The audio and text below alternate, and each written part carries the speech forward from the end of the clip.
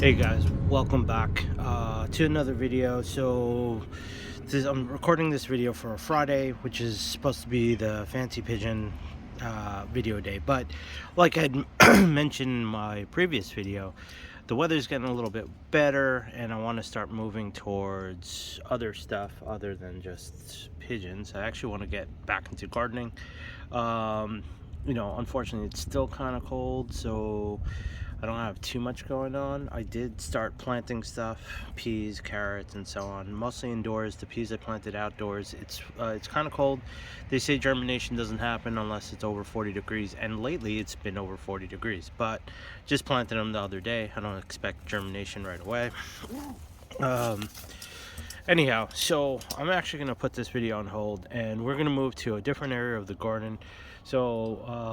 I want to introduce my pond. I think I've mentioned it before in one of my videos, but let me introduce my pond. Let me show you what's going on with the pond, and then after the pond, I'll show you some koi, and yeah, so we'll start with that. So anyway, I'm gonna hold off on pigeon updates. There are some babies back there. It's starting to come in really good, but yeah, I'll make another video later when they're a little bit bigger.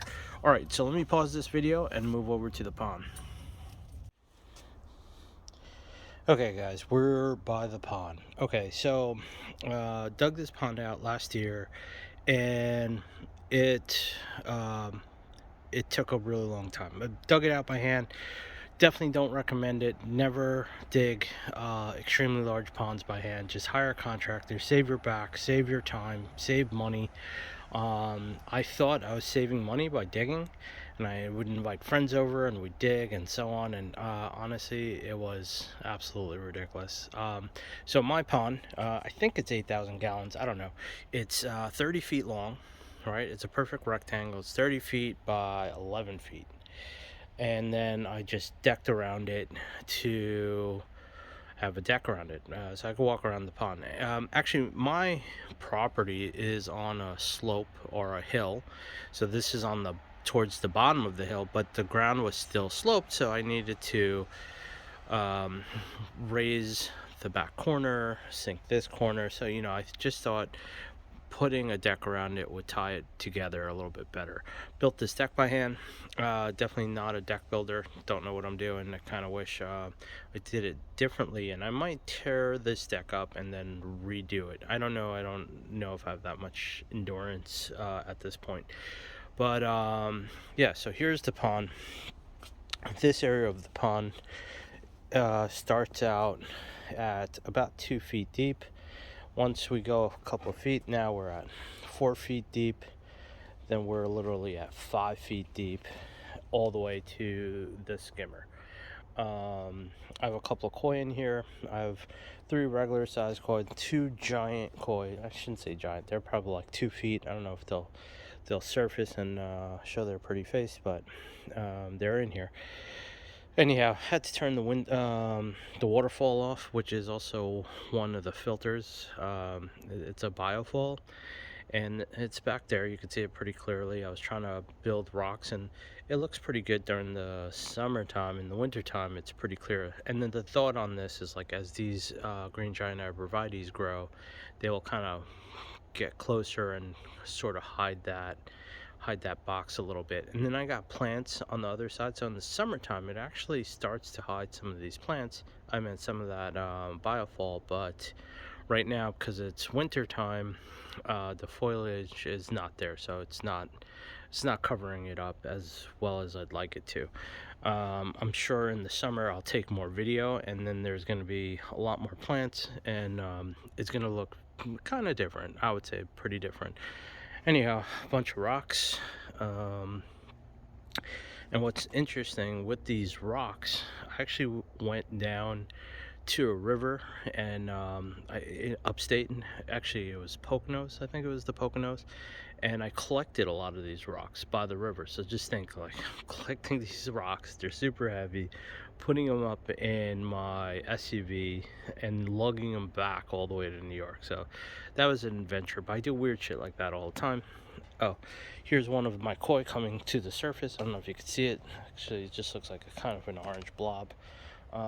Yeah, so I got two good sized koi, and then I got three little baby koi, which I don't see. I also have a bunch of koi that I'm trying to raise in the yard. I'm sorry, in a tank.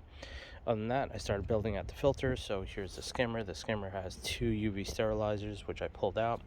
There's another UV sterilizer there, which is not working. I pulled it out. My pump's there, covered in leaves right now. That's my filtration system that I built, which I gotta revisit and tweak. I actually want to build more aspects of the filtration system, which are those barrels. Yeah, so this is the pond. It is, like I said, a total length of 30 by 11. The deepest part is 5 feet, the shallowest part is 2 feet. I'm thinking it's about 8,000 gallons, maybe a little bit bigger, not sure. Also put up that gazebo last year. Actually, I didn't even put it up. My buddy, this guy that I train, he came over and put this together. I tried to put it together. It was a total disaster, but this guy was awesome. So I didn't put this gazebo up. He did an excellent job. Thank you for saving me days of headache.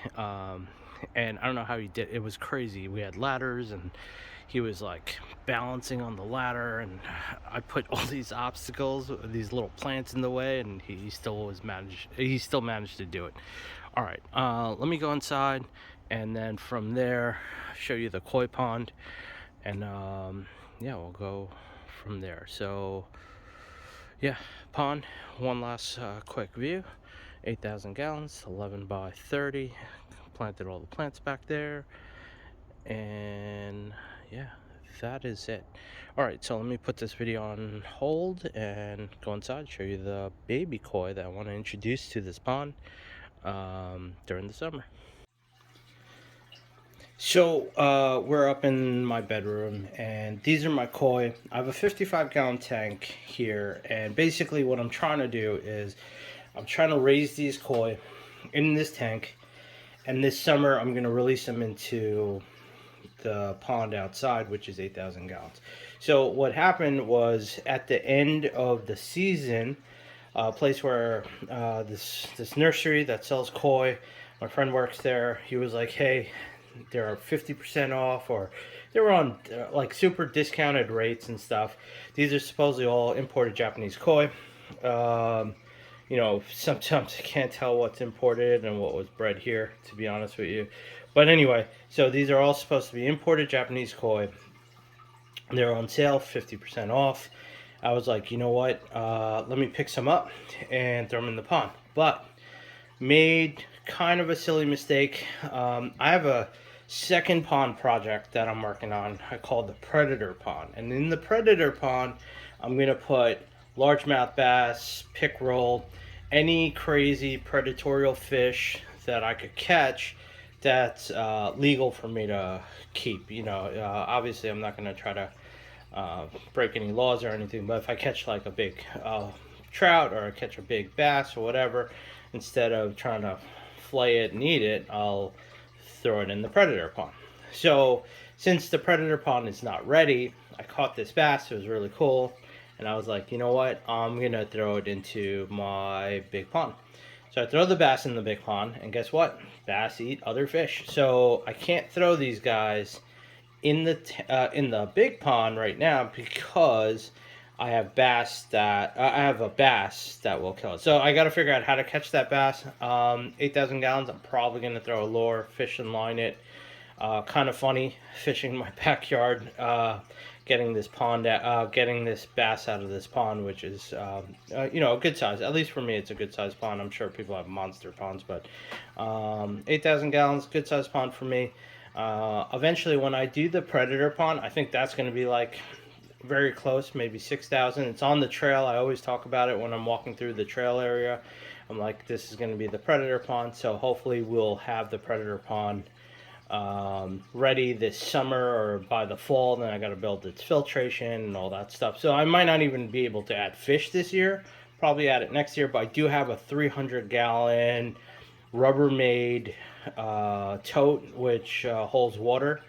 I think it's a tote. I don't know. But you know, it holds water, so I'm gonna transfer, and I actually have a couple of baby koi in there, so I'm gonna swap the koi, throw them in the big pond, throw these guys in the big pond, catch the bass out of there, throw it in the rubber tote, Rubbermaid tote. So that will hopefully resolve my pond situation. So just a quick look on these guys. So my personal favorite are these golden, like shimmery golden ones. Actually, I wanted to get red and white, and unfortunately in the sale tank I couldn't find the red and white ones, so I ended up getting these. So you know, like this gold one right here, right, just kind of looks like a normal goldfish to me, right? And even this one, it's got a little more metallic gold on it. It's pretty cool, but kind of regular. The yellowish gold ones I feel look a little more like koi-like for me. Again, it's just preference. I do like the scales on this one. Then I got two fantails, or butterfly koi, sorry. So I got this guy over here, and then I got this one, and I think they called it a dragon koi. Matter of fact, I think that's what I'm going to put my video title as, the dragon koi. But yeah, it's supposed to be kind of a fancy koi, and honestly, I wasn't sure if these butterfly koi are its own species or they're a hybrid between like comets and koi. So I was hesitant on getting them because I feel like if they're a cross between comets and koi, they probably won't get as big as a koi. But you know, when I was picking these out, I tried to make sure they had big heads and stuff. So I really want to just have monster sized koi. So these are the kois I have. Once I put these in, I'm actually not planning on getting any more koi unless I'm at a koi show and something crazy comes out, and I'll, you know, then I gotta spend the money and hopefully get the koi. All right. So with that said, yeah, these are my koi, my baby koi. I showed you the pond. I'll give you more updates with the pond as we get warmer, as the weather gets warmer. There's a ton of plants around it. I want to give you some updates on that once they start emerging out of the ground, because they're still dormant. A lot of bulbs. I want to plant some giant, what is it, Chilean rhubarb, or giant Chilean rhubarb, whatever, with the monster leaves. And yeah, as this stuff comes in, I'll take more video and I'll send it to you.